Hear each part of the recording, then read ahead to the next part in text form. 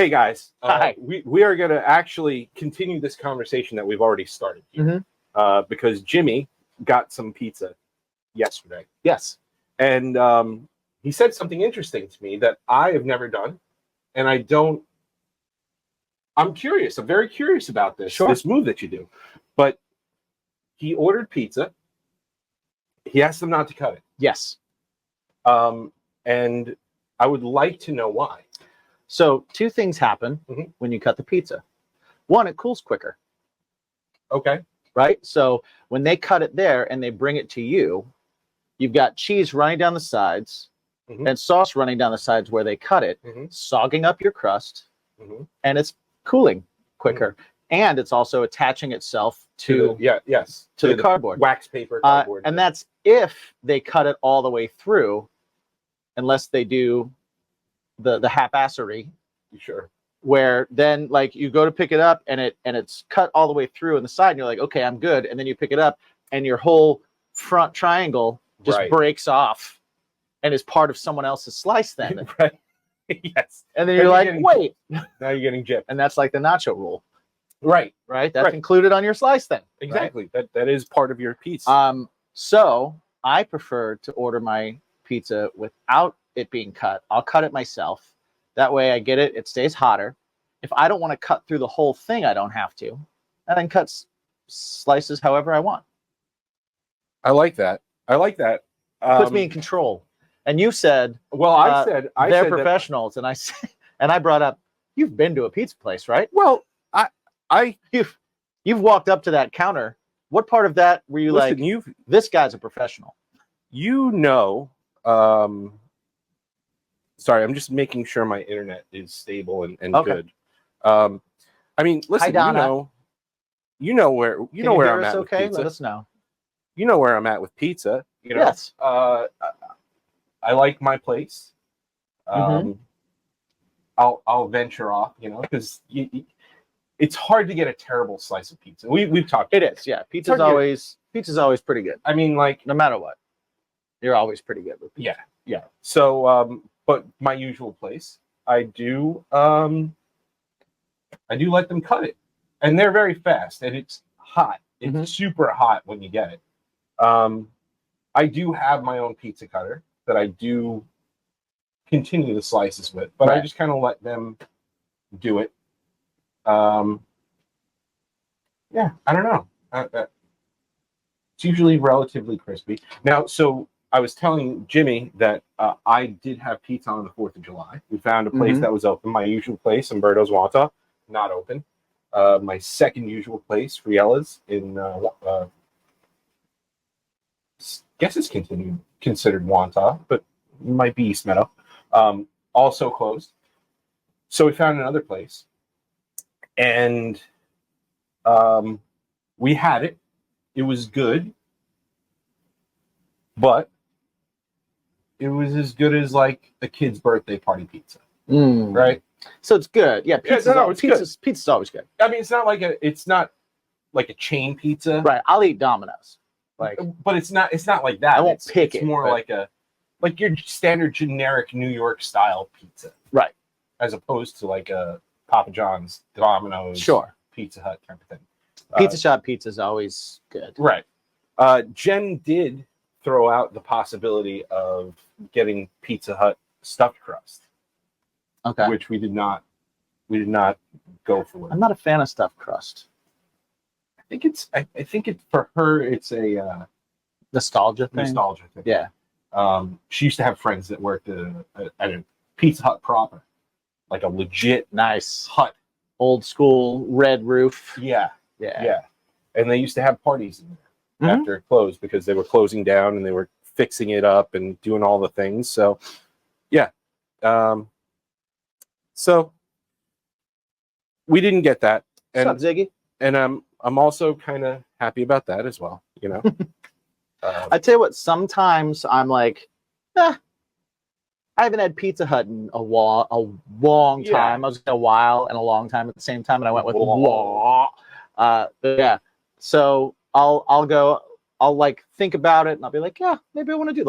If I see a commercial or something, and I'm like, I haven't had that in a while, and then I'll have it, and then I'll go, This is why I don't have that. Yeah, It's not bad. could live without that. It's not bad, but it's children's birthday party pizza Yes. Yeah. in outside of New York. Yes. Yeah. Yeah, exactly. But I'll try it. I'll try the non-cutting of the pizza. Yeah, I've found that I like it. I read something where it was like your pizza stays crispier because it breaks it and sogs the sides. It makes sense. And that makes sense to me. Yeah. So I was like, okay, that sounds like science. I should try this. And I tried it once, and I was like, oh, I just kind of like I'm in control now. I'm in control of my slices. I like that. I can, if I want a tiny slice, I get a tiny slice. If I want a giant slice, I get a giant slice. I like that. I really do like that. All right. Yeah. Well, that's your start. I choose. You don't choose. I choose. So here we go. Bacon! Bacon is my podcast! Bacon! Bacon is my... Bacon! Bacon is my podcast! Bacon! Bacon is my...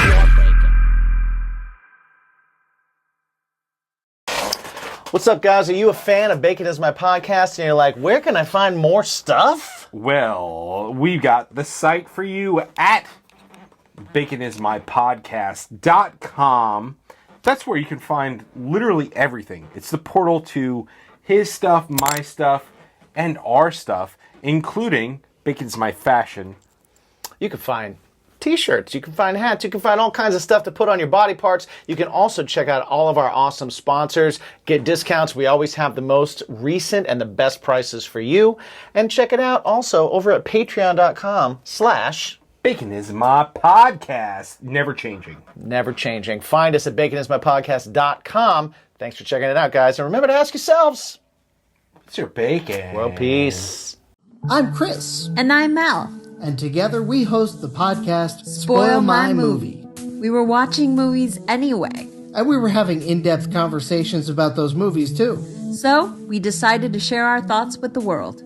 You can expect me to gripe about inaccurate details like supposedly cold weather, but you can't see anyone's breath. And you can expect me to be totally adorable, but also psychologically deep.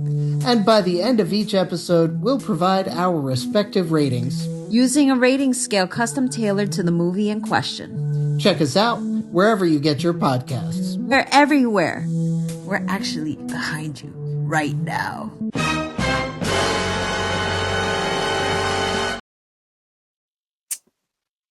What's up, everybody? Here we are. We're here. Just a couple of dudes. We don't know what we're going to cover today. We just started with a pizza. But we know we're going to cover the ice. Yep. Shirt up available now on baconismypodcast.com. Shit. It's right now. When does this come out? Soon. Very soon. I'm going to need a date. I'm going to need a date on that. Yeah. Actually, so we did that discussion and drinks on Capulet Fest. Mm-hmm. Did very well. Got a lot of really good feedback. And then we had one that we recorded 2 weeks prior actually come out before this, like between that, because we were trying to pace ourselves and get ourselves ahead of the schedule. Indeed, with all the craziness of summer and whatnot, and everything got a little concocted with Capulet Fest, but we've got tremendous feedback from it. And I appreciate that. Really, I appreciate everybody that listened to that. Thank you guys for listening. Thank you also for having an open mind and being cool and all that kind of stuff. I want to thank anybody who's coming back too. Yep. From that episode, like I said, we interacted with a lot of people that were at Capulet Fest or supposed to go or whatever, and there were people that were like those hardcore trolls that just want to stab you in the eye from the internet, and they even came to me and kind of said like, dude, I'm pissed. Right. But also Can't argue with your points. Hey, you know what? If you want to be one of those people that's on the internet that yells at everything and everything, if that makes you happy, then I guess do that. Just always remember that there's human beings on the other side of whatever you're complaining about, whether it's a festival that's canceled or whether it's a political figure's horrible presence, or like a wrestling match that didn't go your way. You know what I mean? Yeah. Like whatever it is that you want to complain about, just remember that there's always a human being on the other side of it. Exactly. You don't like someone's outfit. Right. There's a person in that outfit. Yeah, exactly. So yeah, it was Really cool. hoping for the best. Right. So it was really cool to get the feedback from that. Between when we recorded and released it, of course, the Connecticut Attorney General is on the case, and he's going to make sure that things are put in the right place. So, yeah. But I'm happy that that's. But it's over. It is washed away. It is over. What is happening is I don't know. We were talking about a couple of different topics that we could talk about. We had something else scheduled, and that did not work out. Yeah, this is one of those times where we're on right now because we had an interview scheduled with an artist, and they had something come up, totally legit, no big deal. And they hit us up and said, "Hey, I'm really sorry. This kind of came. It's a work thing. Yeah. Hey, gotta go make the money. Mandated you know at work. That's for those of you that think that touring bands and recording bands have all this time to make and do all these things. Still got regular jobs. Still got to pay the bills. Still got to clock in. They just do all that stuff after the fact. Right. Like a lot of people, we talk to so many people, and we've even said it on the phone, on the show. We do that so we can pay for doing what we love. Right. Yeah. That's the way you gotta look at it. You got this job hobby to pay for your work passion, for your art passion. Right. You know, or your habit. It's your habit. It's our habit. Yeah. We got a jobby to deal with so that we can come on here and feed the vein. Make the songs. Put the songs out. Make a podcast. Yeah. It's a vicious cycle, but it's the work I love. I don't know any other way. I don't know how to do anything else. Right?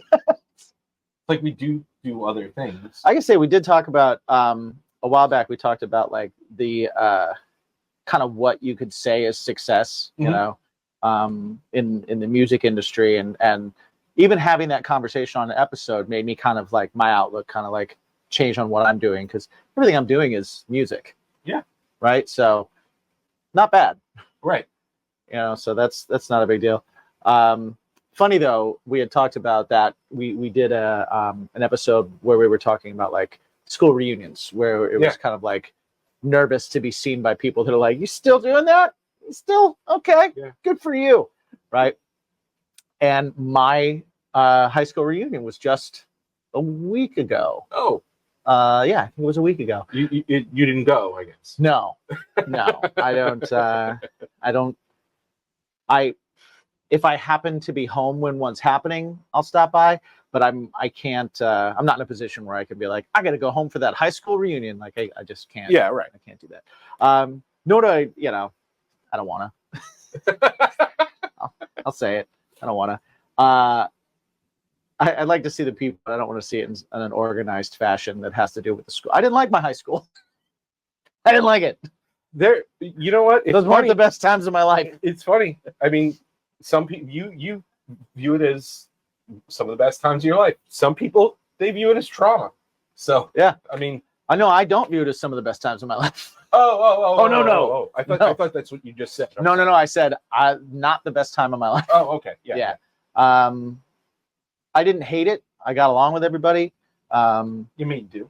I made do. I was never the first pick, but I was never the last pick. Right. You know, that type of situation. And I kind of fit in loosely with every group. Well, that's what musicians do. Right.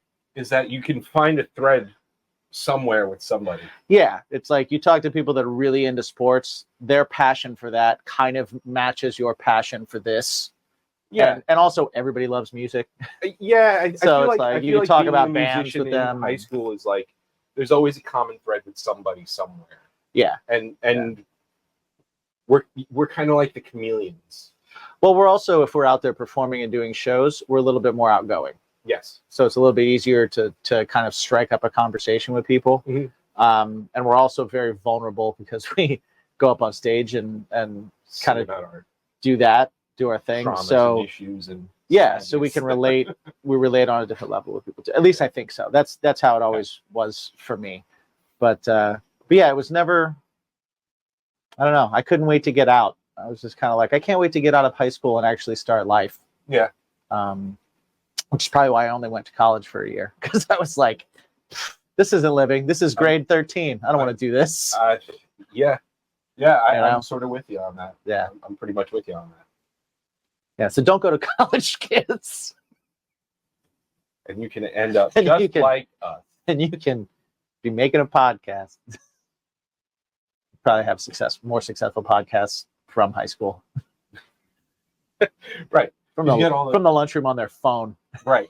It's, Right. Well, that's because that was always the thing. Like in high school, when you were in a band, you had an army coming to your show. I didn't. Did you? Yeah. Really? Yeah. Dude, that's awesome. We had armies coming to our shows, and then I graduated, and all my band guys, they all dispersed. They went to colleges elsewhere. Yeah.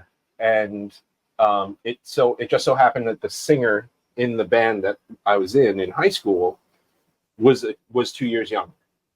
So he was still in high school, and then the people that we got a new band together with, they were also in high school. So we still had that high So you school still have that high school following? following I for a had, couple of years. we had a high school following from every high school except ours. Like Yeah. our classmates couldn't care less Yeah. about what they're like, all right, what? Yeah, you're in a band, cool, whatever. Like they didn't care. They didn't care at all. It was funny. I think because our See, Ziggy, I'm with you. We got Five Ziggy people from our in Army. patron. Ziggy from our patrons is in there right now. We do this Hey. live for patrons every week.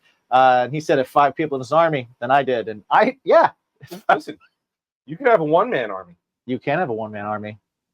It's all about how you look at it. Yeah. I heard that song. Yeah. I like that song. Army of One. Army of One. Yeah, it was cool. I think it was weird too because our band had that eclectic group of people that was kind of in with everybody. Right. And our singer went to a different school. So yeah, it was just a really cool group that just got along with pretty much everybody. We were at all the high school parties. Mm-hmm. Sometimes like they would ask us to do things like we never played like a high school party. But we would, every once in a while, like if somebody had an acoustic, we'd do something or whatever. But yeah, people liked us. And it was weird because our first year, I guess, that we participated in like Battle of the Bands was in 11th grade, and just a wacky story of how it all came together and how we got our singer at the time and everything. But we came in second place because the band that won were kind of like the legend band. Like they were graduating seniors and Right. they were like, so everybody saw us as like the next thing. And the next Battle of the Bands, everybody was really looking forward to us playing. And the judges did not score us to win. The band that won was my friend Jared's band. And he was the only one that went to the school. And he also was not plugged in. Okay. He was not actually playing guitar. And this was on purpose. And that band won for whatever reason. Right. Presentation, stuff like that. And it was funny because our friends, like the people that we went to school, were like, oh, that was BS, and kind of rallied the troops and stuff. So then our senior talent show, there was a big like buzz behind, okay, this is the last time they're going to play. Right. And our singer ended up just becoming MIA. I forgot. I think we were going to play System of a Down or something like that. We were going to play Aerials. Okay. And everybody was like super stoked on it. Aerials was super big at the time. And we kind of freak out and we're like, oh my God, what are we going to do? Well, a friend of ours who had won the Battle of the Bands the first year decided, okay, well, I'll fill in for you. And so day of, like moment before was like, I know it. Yes. But Nice. then we go, let's play My Own Summer by Deftones instead. Okay. And we learned it and we played it that night. Amazing. So people were very excited to hear some sort of melodic thing. Mm-hmm. And instead they heard My Own Summer by Deftones. Shove it. And that horrified our classmates. Okay. It was great. Nice. It was really awesome. And Nice. everybody was like, that was pretty crazy. That was pretty cool. So yeah, but we still had the Army going for us. Nice. And like I said, the band after that, we had the Island Tree School District behind us in every which way. It's how I met AJ. He was He was a part of that high school too, and he was my age, a little older than me. I'll always point that out. But yeah, it was I've had that high school thing for a long time, and then I remember eventually not having it and going, man, this sucks. I have to build a fan base. This is asking your friends to come watch you play is not building a fan base. Right. That sucks. Yeah. I learned that early on because of that exact reason, that we didn't have that. We played a lot of college parties and stuff too, because we grew up in a college town, West Lafayette, Indiana, Purdue University. Yeah. So we played frat parties, things like that. So, and we couldn't play clubs yet, so we would play at like the local parks would have events, and we would play those. A lot of outdoor things. So we would do a lot of that stuff. So it wasn't like our friends just weren't coming to those things. So we were doing a lot of like handing out flyers, handing out demos, so like I had that really early of building that. And we did like we actually did our school's talent show, and we won, and people were pissed that we won because we beat people that were like in the more popular group doing things. Like there was a group of girls that was like very popular, very good looking, and they did a dance thing and stuff, and we won, and we got heat for it. It's amazing. But that was my first time on a stage doing a guitar throw. Oh, I did my first guitar throw at that thing. We had we played an original song and a cover. I actually don't even remember what the cover was, to be honest.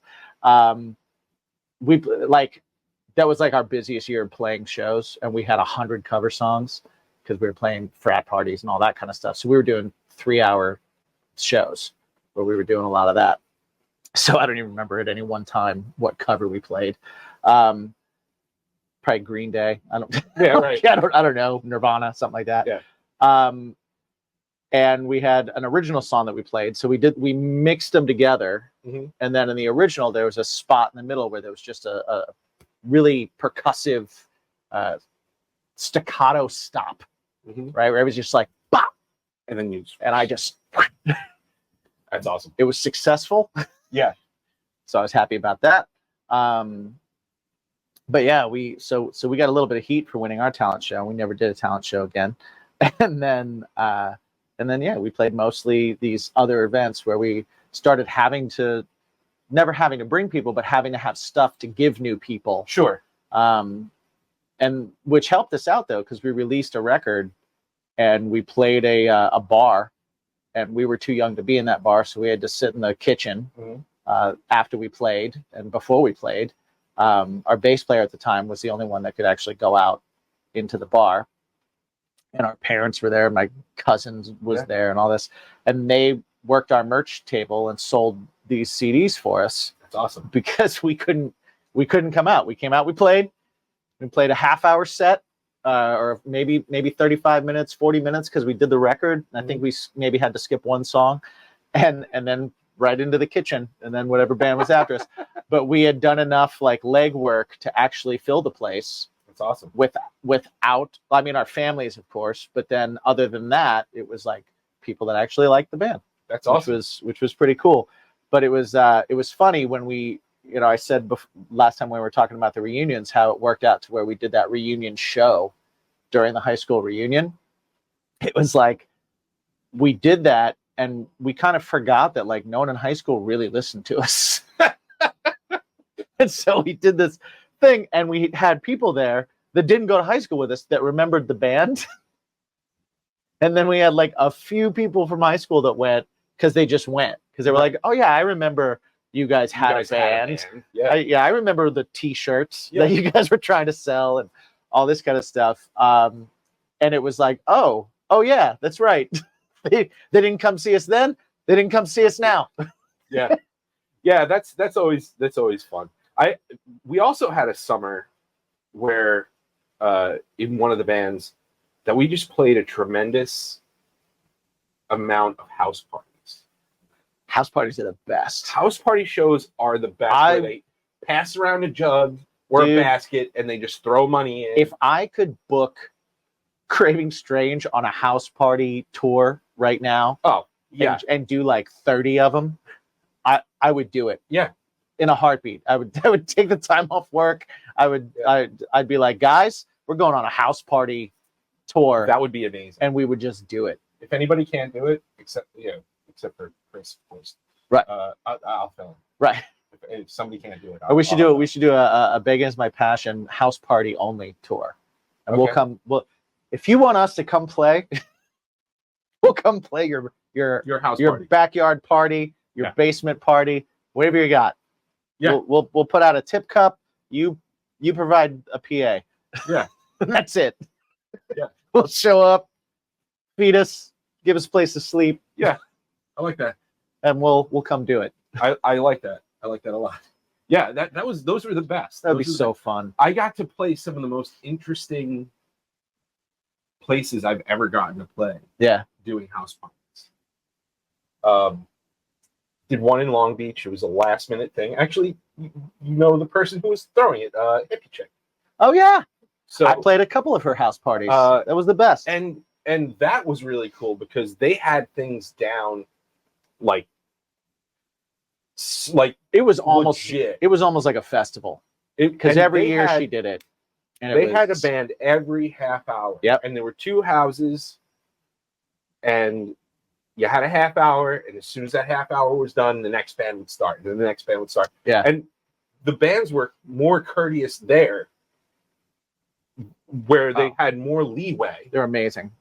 Than at shows that we regularly do. Yeah. Even with our friends. Yeah.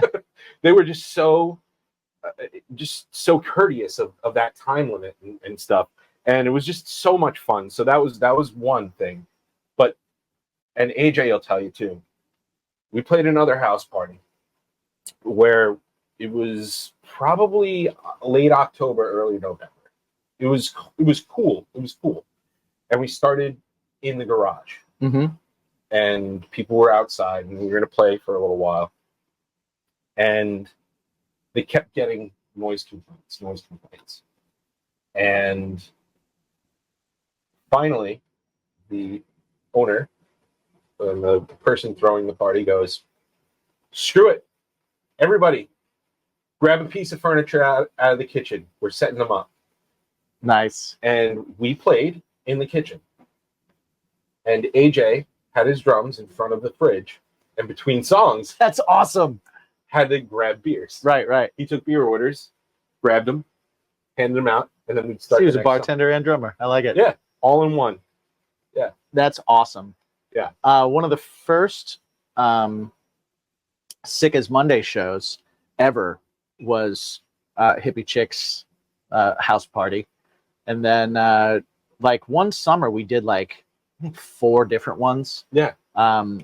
We played one where we were like upstairs in a kitchen also, where we were like playing something about the linoleum. I guess people like to put people there so they don't tear up the carpet with drums. Yeah.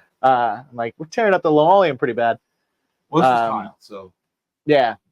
and AJ had to be on a rug because Well, yeah, drummers got to be on the rug. Yeah, they'll walk away. Yeah. But yeah, those were some of my favorite shows. The last tour that Craving Strange did before COVID, we did like a loop and went to Indiana and back and stuff. And our buddy James played drums for us on that tour, and we actually on that tour we got booked a house party, and it was like someone's basement show. It was so cool because like you go down in the basement and it's like, yeah, the ceiling's right here. Yeah. Whatever lights they have are like right on either side of your head. It's stupid hot, but it's like the bands that are playing, you're liable to see anything. You have no idea. Like it's somebody's friend is doing an acoustic set, and then there's another band that's on a tour from somewhere else because the house just gets people from house parties. There was us. There was like a hardcore band. There was like a kind of a spacey atmosphere kind of jam band. Nice. So it was just super cool. Like I love that vibe, and everybody that's there is just there to have a good time. You know. Oh like, yeah. Nobody had to buy tickets to come in. Nobody, you know. And like you said, you pass around the tip cup, and you make enough for gas sometimes, and sometimes you make a good amount. More times than not, you make a lot more money than you would on a regular show. Yeah. We did a garage show in Pennsylvania one year. Yeah. For a guy that saw us in a bar that we used to play in Pennsylvania every year, and he wanted to have a big party on his house that was at the top of a hill. He was a lawyer, I think, a guy had a lot of money. He was like, hey, he actually paid the owner of the bar to bring the whole sound system from the bar, set it up in his garage, and then he paid us to come play. And we were like, how long are we going to play? He's like, oh, you're playing all night. We're like, well, what do you want us to play? And he's like, I don't care. And he literally, it was like a party of like 50 people. He just wanted us to play for like 50 of his friends. And they just hung out and we played, and we just played whatever came to mind. Yeah. We learned songs on the spot. Oh yeah. We used to do that a lot. We played, deck parties. We played a rock quarry basically, where it was kind of like a masonry yard. Yeah, and the guy's house was not there, but he was like, I throw parties at my office yard, come set up, nice, and play songs, and that was when, and I'm sure you've gone through that too, where you could play for 3-4 hours. Covers, and you just knew covers, or you knew enough of them to get through them. And people at house parties, they like, it's not like a show where they're paying to get in. A house party, they're there. It's a loose vibe too, so it's like you only have to play. You have to know like a few songs, but then you have to be able to figure out the first 30 seconds of whatever someone calls out. It's basically, it's like, what we say about the covers. Do it up to the first chorus. Give me a chorus, and then you go, all right, next. So fun thing. I went to go see A Day to Remember last week, and brought Gavin. He's just, like I said, he's an animal when it comes to concerts. We can't tell him that we're going to see Story of the Year next week, because he'll be pissed. He'll be legitimately upset and like be very mad at us. Okay. So we were like, Jen goes, did you get the tickets? He goes, tickets for what? I said, she goes, we're going to see a concert next week. He goes, who? Who are you going to see? I was like, The Used. Doesn't want the smoke from the kid. But don't need that heat. But actually, Day to Remember did something cool where they announced, they said, they were like, we have so many records and been doing this for so long. We keep getting people that go, you didn't play this, you didn't play this, you didn't play this, you didn't play this. So what they did was they took about 5 or 6 songs, and I mean, what do people know a Day to Remember for? Well, it's the chorus and it's the breakdown. Right. So what they would do is they'd play first verse, first chorus, bridge, and out. And they did it for like 5 or 6 songs. Nice. So this way, it's enough. Everybody gets to scream along. Everybody gets to mosh. And they ended up, it was like 26 songs that they ended up covering. Wow. And they were like... In like 12 minutes. Well, no, it wasn't. No, I'm saying over the course of the show. Oh, okay. They didn't. Oh, I thought they did it back to back. They didn't do those songs. They didn't do that back to back to back to back. Gotcha. Okay, so it wasn't like a big mosh of them. They just said we're doing this maximum effect for the time allotted, kind of situation. Okay, that's cool. That's what they did, and it actually worked out really well. It actually worked out quite well. That's interesting. And they ended up playing some deep cuts that people were complaining. They called people out and were kind of like, listen, we keep hearing that we're not playing this song. And the reason why we haven't played this song is because every time we do, everybody just stares at us. Don't stare at us. You see this pit? Make it move. Yeah. Don't make it weird. If you make this weird, we're not going to put it in next year. Right. Like, simple as that. And he must have said that every show. Because, it's got to work. Yeah, it was a cool concept, and that's similar to that cover vibe where you're playing enough of it. In this era of TikTok videos, I could see that actually doing well at shows and doing well online. If you're like, you play the first verse and the chorus, and then you're like, if you want to hear the rest of the song, right? You know, it's an infomercial. Every song becomes an infomercial for itself. Right. Well, if you want to hear more of that, go to Spotify. Or don't. I'm tired of not hearing the outro to this. Right. Yeah. Well, it was funny because, like I said, they would cut out the second verse. Right. Second verse and second chorus. Only the hardcores care about the second verse. Right. Yeah. Only the hardcores care about the second verse. But what people want when they're at a Day to Remember show, they want to go hard in the pit. Yep. And that's what they're allowing them to do. Nice. They do that first chorus and then they do that build up. Good for them. Yeah. Find your niche and hit it. Yeah, go all in, you know? Exactly. That's awesome. People just want to go off at the disrespect your surroundings. It's, they don't need to hear the second verse of Why Mr. Highway. Hi, I'm Don Brody, a comedian with a history degree and the host of the podcast HILF, History I'd Like to F***. Each episode, I am joined by a new guest who has brought me a subject from history that they want to know more about. Then I hit the books, I dig deep in the annals, and stimulate. We've covered Frankenstein, Houdini, Joan of Arc, Pompeii, the Salem witch trials, right? Ugh. Join us and find out for yourself that history is a party and everybody's coming.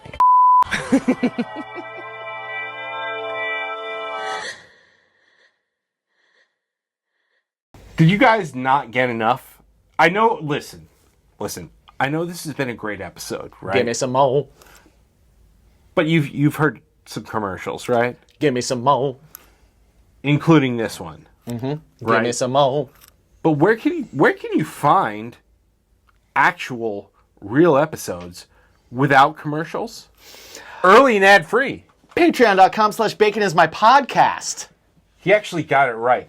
Well, I just said it because I knew you weren't going to go with the joke. But if you're thinking, give me some mo, that's where you go. Patreon.com/bacon is my podcast. Sign up for one of the tiers and you can get early, ad-free episodes, extra episodes, stuff with us cooking, stuff with us eating stuff that makes us make horrible faces. You know it. You love it. If you don't know it, you should know it, and you will love it, and you should go there, and you should never, ever, ever forget to ask yourself every single day, Can I see Bacon's My Podcast live every Sunday? Yes, you can. And the second question is, Oh, what's your bacon? what's your bacon? So I'm wondering, I wonder how many people actually know the second verse of a lot of their favorite songs. I have to be honest with you. I don't think people noticed Right. that they didn't play the whole song. Yeah, because it's enough of it. Right. I happen to think that because I'm a Setlist.fm guy. Right. I love to know where I'm at and like what new songs I'm going to hear and that kind of stuff. You love But your none of spoilers. You're a spoiler guy. Not movies. You love that crap. Not movies. Not movies. I like to theorize with wrestling. Right. I don't like to and theorize with movies. I don't like to dig and go, oh, they just snuck this person into the arena or anything like that. Right. I don't want to know that. Okay.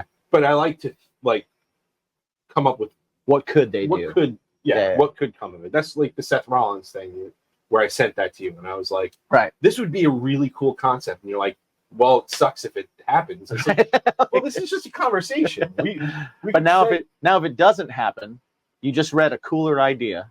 right, So you're disappointed. which it didn't happen, and Right. it was still a cooler. It was a idea. cooler idea. So it's disappointing, Mhm. whatever happens now. Yeah, And if it does happen, you don't get the surprise of it happening because you're like, I read it. So there's no positive outcome. but you're not reading it as a spoiler. But still, if it happens, you're it's going, already in "Oh, your head, This would be cool, right? And So you like, go, you're not going to talk about your favorite show and go, oh, so this is happening. Wouldn't it be cool if? I'll do that, Yeah, that's kind of what that is. right? I'll theorize with somebody, but I won't look for things online and read them because those could be spoilers or those Sure. could be No, things I from get it. somebody. I wasn't specifically Yeah. out there looking at it. It came up on my feed, and But like that was that. the theory thing with people, I love that because in my brain I'm like, if this doesn't happen, no big deal because it's just us two idiots coming up with Sure. something, right? And then if our idea was better, we can go like, dude, our idea was better. We should be writing for it, right? Right. But when I read something online, then I'm like, did this get leaked? Maybe this got leaked, and maybe I'm seeing actual information. If I'm not seeing actual information, I'm like reading something that looks like it could be actual information. I don't know. There's something different about it. Okay. So Yeah, I mean that was just something that came up on. but I thought I was just messing with you. I thought it was funny. I thought it was funny to be like, yeah, it'd be great now. Way to go, spoiler guy. I was like, I didn't spoil it. This is just a theory. It's a fan theory. Damn it. But you do like I don't like to know what songs are going to be played at a concert. I don't like to know any of that stuff. I like everything to be like, because then when I hear it, I just get that yes, that type of thing going on versus reading the whole set list and like not seeing something that I want to hear and being like, oh, that's a bummer, and going in with that in my mind, or knowing the set list and going like, oh, this is next, so I'm not thinking about the thing I'm listening to. Well, I think for me, But that's me.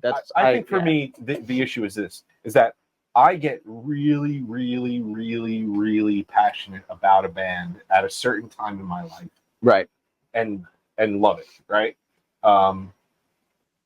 And there are certain bands that exist that take a turn. Like, so, listen, I'm not saying that people shouldn't change or do certain things or whatever, but sometimes I just don't like the material. yeah, that's fair. So if I go in knowing Knowing that it's all stuff you're okay, not into. this is like, I saw Incubus at one point, Mm-hmm. and it was literally 2 or 3 songs that I liked. Right. Everything else, I was like, I wasted my money being here. I see that. That makes sense. Because I didn't enjoy it. That does make sense. And it makes a lot more sense when you look at ticket prices. Right. You know what I mean? Like that's definitely a way to look at it that I hadn't thought about, because that makes a lot of sense. To at least like, well, here's what I'm paying for. Right. I know what I'm walking into, and I know I'm gonna be into this. you get a band like Breaking Benjamin. I was really, really high on their first 3 or 4 records. Mhm. After that, it just fell off a cliff for me. So Sure. if they're out there promoting their new record, I'm not going to fault them for it. But do I want to pay 75, 85, $100 Right. to hear a bunch of songs that I'll just complain about after? Right. No, not really. Yeah. Okay. Because I've done that with bands already. And, Yeah. you know, and I won't ever fault any band for playing all the older stuff or Absolutely. Yeah.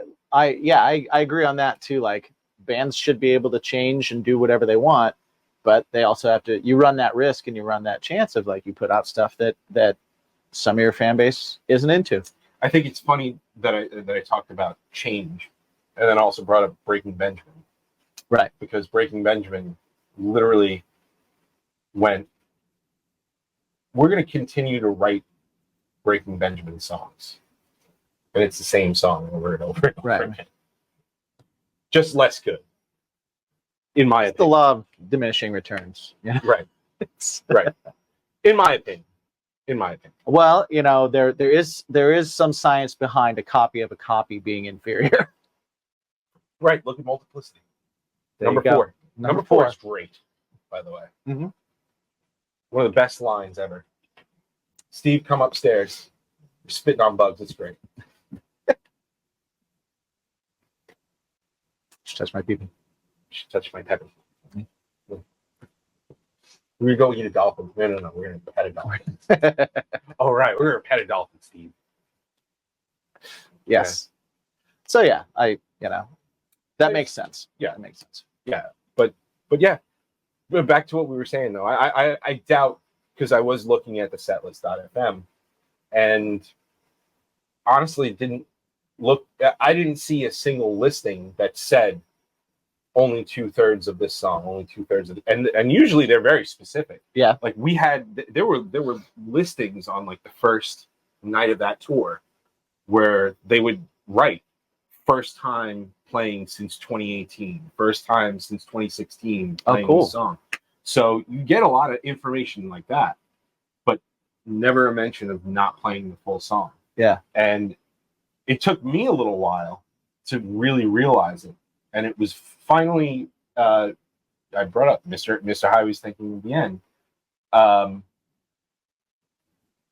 And when they played it, I went, this is what they mean by the maximum thing. I was like, I've been so caught up in everything. I didn't realize that they didn't play the full song of this and this and this. Right. They did Since You've Been Gone, their cover of Kelly Clarkson. Yeah. Same thing. Cut out the second verse. And I was like, oh, okay. Now I get what they're doing. Now I get how they're playing. I see what's 27 happening. songs. And honestly, more power to them. It's a great show. It's an amazing show. It's your job is to entertain the audience. If you're doing that and you're giving them what they want, got to give people what they want. Right. I think that's awesome. I think that beats a medley. I agree. I think it does too. I think that's cool. I like that idea. Yeah. You know, You just fit a lot more in a lot of amount I'm of gonna time. try it. I think you should try it. I'm gonna try it. We have a lot of songs. You got a lot of songs. We have a lot of And songs. you could fit a lot. Yeah. But don't even say anything. Right. Well, you're not going to say anything, but there are plenty of people that are going to say something to you. Right. Yeah. I won't tell anybody. Meanwhile, we're having this conversation Well, with you guys. right. Well, I mean, But yeah, I think that'd be fun. I think it's a good idea. I think it's going to be a hard sell for Frank, because it's going to be like, hey man, we're going to cut this song off before the guitar solo. You get to pick which one you want a guitar solo in. Well, what are the roots of an early, like, of a Craving Strange song? It's your first verse. It's your intro, your first verse. Right. Your chorus. Right. I mean, your bridge is your guitar solo, essentially. Usually, yeah. And then you're out. Yeah, pretty much. Most of our So- songs follow that kind of formula. So that be the case, you might not be cutting a whole lot. Yeah, maybe not. Unless you're just doing it, Frank. Damn it. Ah! I'm doing that so this way I remember to go So you back know, this way. see, remember. I got to put a beep in now. Yeah. We're trying, guys. We're trying. We're trying. Our filthy sailor mouths. Made it almost, 46, 40, 47 That's pretty minutes? good. That's not bad. That's pretty good. That is not bad. Yeah. The rehabilitation of making this my podcast. But we can leave it in for the podcasts, Sure. the audio version. Yeah. But just not the YouTube. Just not the YouTube. So close. I was so close. Yeah, you were so close. You almost what? Oh, I was gonna say, like, I almost slipped a couple times already. I know. I Yeah. I didn't call you out on it because you didn't. Yeah. Because you caught yourself. I did catch myself. Hey, man, it's all right. We're working on it. It's all about the journey and the work, Yeah. putting in the work. You know. I'd like to know what you guys think about the concert experience. Do you guys, listeners, watchers, are you into knowing ahead of time what the set list is going to be? How many of you? Because I know some people are. There's probably like a number of schools of thought on that. Well, I think it depends. It depends on the band. It depends on your loyalty, or I mean, I say loyalty, but it's like your immersement into that band, how much you love that band, how much you know. Well, you could love a band yeah, through and through, every album, and just not care. You know? yeah, absolutely. I've Well, and been for there. that, I've been there I before. think there's actually, like, because there's conversations already that I've gotten into with people about because of the way that bands are performing now with tracks and with program light shows and everything like that, where it's no matter what, it's the same set every Right. single night. Does that make you less likely to go see a band twice? Or does it make you more likely to go see, or does it not matter at all? You know, because you love the band. I think there are many schools of thought. There's somebody that we know that will go see Yellow Card constant, like every time she gets a chance. Right. She'll go see Yellow Card, Sure. and they play the same set. They play the same set every show. Mhm. But And I'm not against bands that do that either. Because no. If you've built a front to back killer set that And it- just works for you, why would you deviate? But it's also a presentation, right? Mhm. We've talked to shows to bands that put on shows because they go, we want to build a show. Yes. We're not building a set. We're building a show, Yes. right? Whereas you've got a band like Pearl Jam, Mhm. and Pearl Jam will play a different set Different set every night. every single night. Yeah. And they've got a catalog so deep. And people will go on to look at the Follow set them. lists also to Yes. follow them. They'll get them afterwards and stuff, but You're right. they'll look at those set lists leading up to the show that they're going to go to, and then theorize what they might play at their show. Sure. So it becomes like a game, Yeah. you know, which I is think all games are fun. I like that Right. too. you I know?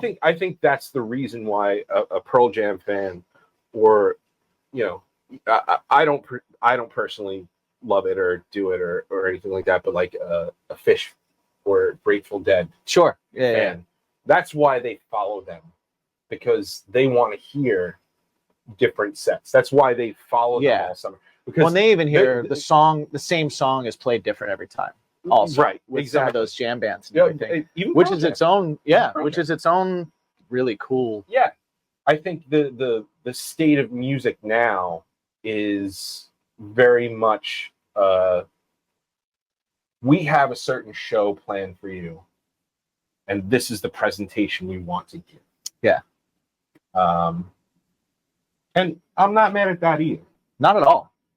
You know, there are some bands that I see that happen, and then I go to myself, I want to see it again. because that was really great. Well, consistency is awesome. Right. Right. Why did we switch from amps to digital? Yeah. Consistency. Yeah. Why do bands use tracks? Consistency. You know what you're putting out, and it's gonna work for you every time, and it's gonna be how you want to do it. Yeah. Donna in the chat. Yeah. If it's a band I really love and fully know their work, I don't need to know ahead of time. I enjoy being surprised. Yeah. I agree. I agree with that too. I think for me, it's when a band I love puts out some real stinkers. And you're like, I always think to myself, well, maybe not this tour because they're probably only playing this. well, and then I'll be like, I'll see you next one. You get some bands because like they have the for those of you who don't know, band mentality when you're part of a major label band or whatever. You put out your record and you hit the A cities based on that record. Right. And you're normally playing a lot of that material. And then you'll hit your B cities, and a lot of bands, they'll change around their set. But when you hit the B cities, that record's been out for almost 6 months, a year. Yeah. And so you're playing with a little bit more leeway. So what gets those people in that A city to hit those B cities? Well, you change your set just a little bit. Right. You put a little bit new stank on, kind of thing. Yeah. And that's what changes the concert experience. So that's why somebody will see a band initially versus the next time. A lot of bands will say, this is the album tour. Right. This is the blank album tour. And then the next time they come around, they go, this is summer tour of 2024. Yeah, I get it. Like when we were on tour, the way that I did sets different when we were on tour than I do when we're home. Mm-hmm. When we're home, I used to really enjoy like a Sharpie and a blank sheet of paper sitting in the room. Yeah. While another band was on. Maybe it was right away. Maybe it was the band before us. And then just coming up. We used to have a laminated list of all of our songs, and then every time we wrote new songs, I had to make a new list.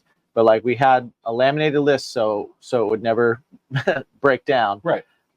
And I would have that in the merch, and then I would pull it out and I would look at it and I would make a set list based just looking through it, right, and kind of being like, oh, what's the vibe here? And I did that for all local shows. But when we went on tour, it was like, okay, if we have a half-hour set, here's the songs we need to hit, and here's the spaces where I can throw different things in. So generally, you had the same opener, same closer. Mm-hmm.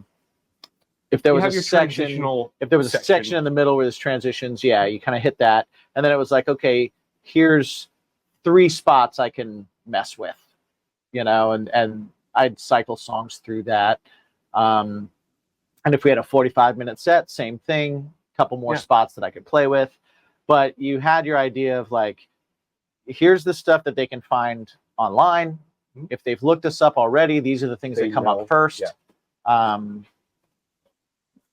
Like that was kind of the way that I would do it. So you'd get similar things in every set. Something that I do, I wanted to bring up, and we talked about it on the show with Josh from Silverstein, mm-hmm. is something that they've done, and they've put into their repertoire when they go out to play, when they're on a tour, is they'll have a section of the set that's wild card.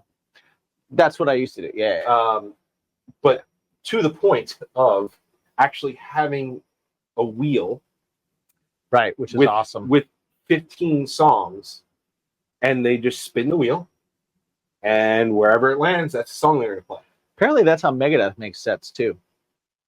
They have a wheel with their songs backstage, and they do it. Like someone, I think Chris, I think my drummer sent me a video. Oh no, Silverstein didn't do it backstage. They brought the wheel on stage, which is awesome. Yeah, and did it right there live. They did that, and then they also, and I saw them twice on that tour. and they played three different songs.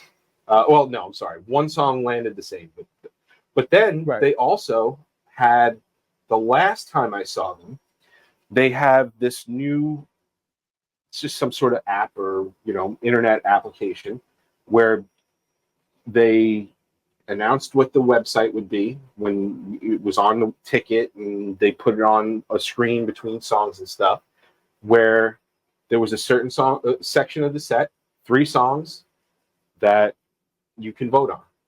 That's awesome. And they had a list of 10 to 12 songs, and whatever one they would look at, Shane would pull out on his phone, okay, this song won out, that's what we'll play first. And then the voting would keep going, and then you go, this is the second most song, and then that's awesome. I like that. So we have a show coming up in August, and maybe I might do that. Like, even like just on Instagram, just kind of throw up like 3 songs and be like, which one of these 3 songs do you want in the set? And people vote on it, and then do it again. And then do it again. Like, do it a couple days in a row. I think I'll reach out to... I like that idea. I'll reach out to Josh, and I'll see if we can get whatever that website was. I forgot what it was. I mean, we don't have enough people to do that whole thing, but we have enough people that'll do it on an Instagram thing like that. Well, I was going to say, wouldn't it piss your band off more if they found out the day of, just before? Sure. So let's try to facilitate that. Sure. Pissing off our bands. That's the goal. I mean, isn't it always kind of, though? Well, you kind of, when you're number one, you mess with your buddies. You're allowed to. Right? Like, what are they going to do? That's true. They're going to fire you. That's true. I do have job security there. Right. Samesies. Yeah. They're not going to go, well, sorry, bud, you can't be in Craving Strange anymore. Well, we all got together. We all got together, and you've been voted off this island. All right. Cool. Get your boats, boys.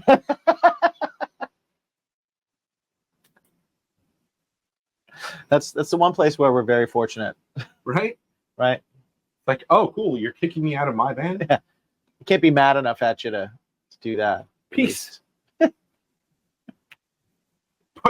Hope you brought your swimmies. Right. Don't get caught in that current. It's a doozy. Let me know when your next show is. I'll buy a ticket. I think that would be hilarious. That would be fun. If you were just all of a sudden just super out of control, and they had to have an intervention with you, right? Like, Jimmy, you're out of the band. I've had those interventions. Right. You know. First off, I would love to see who they got to try and fill your shoes. See, I don't think they'd get rid of me. I think they would just leave. They'd be like, I'm out of this. I'm not dealing with you anymore. Yeah. Because they could all go join other bands. Oh, yeah. Very easily. Yeah. For sure. I just, So, as much as we're in the power position right now. Yeah. Maybe not. Like, you can't fire me. And they're like, yeah, I can just not play for you. Right. I mean, essentially, that's fair. Essentially, we're all in the same boat. Essentially, you're just puddle of mud. Yeah. At that point, yeah. Like, just have a fist fight with your bandmate. Right. On stage. And then they go, screw you, I'm out. And then I'll just be like up on stage with the drummer running tracks. Yeah. Oh, I did that. Yeah. It's all right. Sounded awesome. Apparently, nobody thought the energy was gone or anything like that. So, nah, man. As long as you still bring it. Yeah. Yeah. And my bass player was on point. Seriously. My keyboard player was on point. Seriously. My drummer and I were there. Oh, so you guys were the weak links of that band. My drummer and I were just there. And you both played very well. Right. But man, you weren't as tight as the band was. No, not the rest of the band. You got to strive for something. Have you seen the online craziness about John 5 saying that he's playing to tracks on the Motley Crue tour, and literally he put out a video the next day and he was like, "Hey guys, here's how guitar players can play a couple of chords without picking, and just went like played Wild Side and everything. Yeah. All the parts that people like brought up and were like, his hand's not near his guitar when he's playing that. And he's like, guys, stop it, cut it out. And he didn't take a even. look. He was just like, here's how all of this was done. Here's how all of it is done right now. Thank you. It was like a minute video, and I was like, yes, That's awesome. nice job, dude. That's awesome. Nice job. Yeah. Good for him. Good People on get, him, man. people get crazy, man. Good on John 5. People get crazy. His Telecasters are the coolest looking Telecasters They are, right? on the market. Right? They're too expensive, but Right. they look awesome. Yeah. And they sound great. I've never held Yeah. one. I don't know how they play, but I imagine they probably play great. Probably like a Telecaster. Probably play great. Probably like an American-made Telecaster. Yeah, probably. Because it is an American-made Telecaster. Yeah. So, yeah. I know a guy that's got a You know a guy. thing with Fender. Oh. I'd be like, hey, buddy, what can you finagle for us? what can you do for me? Every like couple of years, for a while back, I don't know if he still has a thing with Fender, but he would be like, hey, do you need anything? Do you want anything? I'm doing my job. I'm gonna place an order, and Yeah. I can do a couple things if you want. When we were at the school together, and I haven't seen him for a long time, or talked last time a couple times I saw him, we didn't talk about that stuff at all. But it was funny. The first couple times he was like, "You got anything?" And I would look through and I'd be like, "Man, I want this bass. I could do this. I could do that." Like, I don't want to pull that favor for like a $500 bass. Yeah. Like, if I'm gonna use that, if I'm gonna like take you up on that offer, If I'm going to use that card, I'm going to use that. I'm gonna use that card. Yeah, I'm gonna spend what you're spending. Yeah. So that they know it's you. So that they don't like, this is for his cheap friend. Oh, cool. A Mexican bass. No Right. problem. Right. Let You me tell got you it. something, though. If you do go for Fender, Uh-huh. this might be a little bit controversial, but go for Japanese. Oh. Dude, Japanese Fenders are awesome. I tell you what, I'll be controversial. Some of those Mexican-made Strats are excellent. My Strats are Mexican. Well, no, one Yeah. is. And the one that I love the Good most, guitars are good guitars, man. I Good love guitars are my good Mexican guitars. blacktop. That's my one of my loves. One of my loves. Yeah. I love that right behind my white PRS. And that guitar cost me $369. Right. I mean, plus upgrades, but So, still stock pickups. body neck, man. Body neck. Yeah. If those things are good, you're good. Blocked out the bridge. Just love it. We're in the guitar nerdery now. Yeah. So guys, thank you for hanging out with us. We're hitting about the hour. Yeah. We're not going to go into Capulet Fest length episodes here. I had to cut out my cursing. But thanks for hanging out. If you are not a patron, please go over to Baking This My Consider it. Podcast Patreon, which is at patreon.com/ Big is my podcast. There we go. Yes. So go over there. You can join us. You can come and talk to us, and we'll put things. And Ziggy goes, We got our boy Ziggy. Wait, He's I'm still typing. They're great. He's also in the guitar nerdery with us. Exactly. If you want to get more into guitar nerdery, let us know. Hit us up. Yeah, we can do that. We can do guitar nerdery. We can do episode. we can do an episode of that. We can afford to give other people a rest Yeah. from listening to us. Exactly. We can do a guitar nerds episode, no problem. Yeah, I've got plenty here. Jimmy can bring some in. We just Yeah. mess around, talk guitars, talk gear. Love it. But yeah, thank you guys for joining us. And always remember, there's a really important question that we got to Just ask. one. Just one. Yeah. It's your bacon. World peace. Welcome to Sorta Kinda Funny. We're a comedy podcast Brother and sister duo. where we take your guys' embarrassing moments and stories and turn them into humor because life's about laughing at yourself, and we are sure gonna laugh at ourselves. I am James. I am your main Mac Daddy host, and I'm also joined by a loser. Go ahead and Wow. introduce yourself, loser.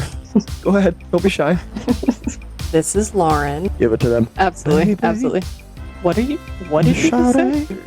Also, we sing a lot, so if you haven't listened to this first episode, I'm sorry. We have new episodes available every Thursday and would love nothing more than to hang out with you. Does that sound too desperate? Yes. Okay. Check us out wherever you listen to your podcasts, and we'll see you on Thursday. And as always, Text me if you want to hang out. bye.